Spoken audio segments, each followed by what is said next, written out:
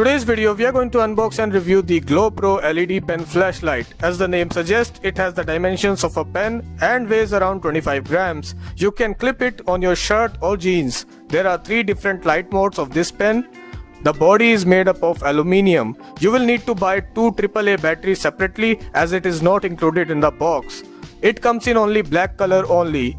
The flashlight has a range of about 50 meters. You can expect the batteries to last up to 4 hours.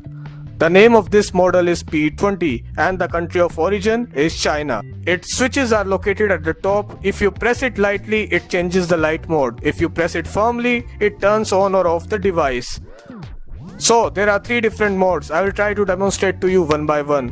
One is where it starts flickering, the other is low light mode, and the final one is the brightest. It comes very handy when you are outside at night and your phone battery is very low.